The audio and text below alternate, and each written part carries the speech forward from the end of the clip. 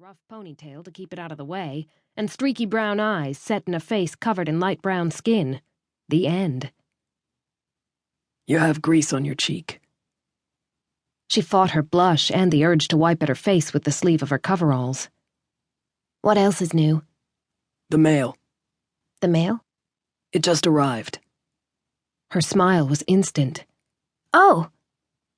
Grabbing her toolkit, she went to walk past him. He stopped her, his hand on her arm. Startled at the strange behavior, Stefan didn't touch anyone unless absolutely necessary. She froze. What? She asked, tilting back her head to look up at him, his scent in her every inhale. Stefan always smelled crisp, clean, distant. No grease on his cheek, and certainly no dirty work coveralls.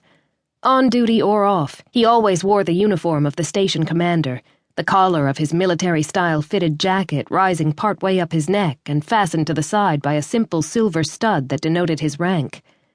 Everything else was stark black, from his boots to his pants to, she assumed, the shirt he wore under his jacket. She didn't know, had never seen him with the jacket open. Now his dark gray eyes focused on her. It is not there. Disappointment uncurled in a leaden wave in her stomach, wiping away her surprise at his touch. Are you sure? I checked all the return addresses on the letters and packages.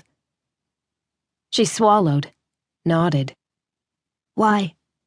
Because every time the mail comes and your package doesn't arrive, you give in to the human failing of disappointment, which leads to at least 2 days of depression during which you don't function at optimum levels. Her eyes narrowed. Ah, so it was concern for my well-being then? She snorted and tried to shrug off his hand. I function perfectly fine. Everything gets done, doesn't it? Yes. He didn't release her. But you have a tendency to snap at anyone who comes near you. What do you care? She asked, feeling cornered and sad and angry at him for being the bearer of news she didn't want to hear. Emotion makes no difference to you. The humans and changelings care.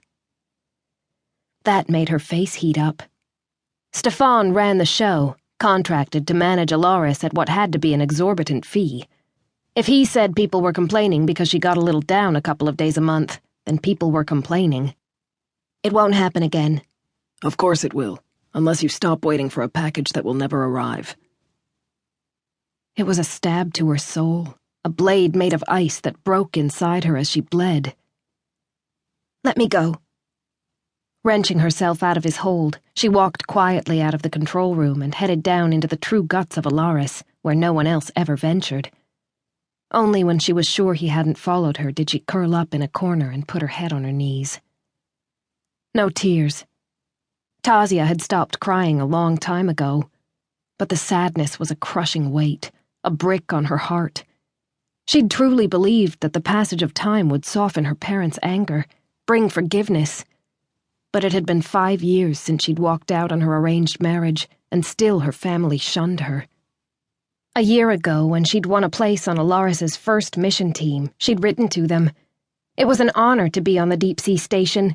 Surely they would forgive her now that she'd brought such a claim to the Nerif name, now that she'd become more than the daughter who had not followed the wishes of her elders. The first month on board, she hadn't been too disappointed at the lack of a response. Her parents lived in a remote region of desert and wind, a region their people had chosen to keep deliberately untouched by technology, except that which was needed to assure the safety of the settlement. They also didn't believe in wasting money on costly transportation when other, more economical methods were readily available.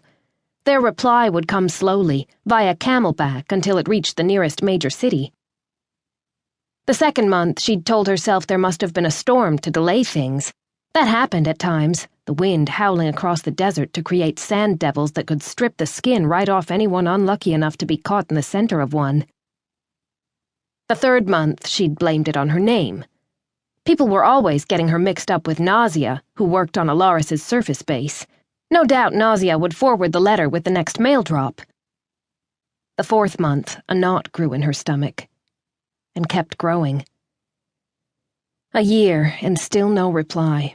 No message. She would have worried about their well-being, but she knew they were safe.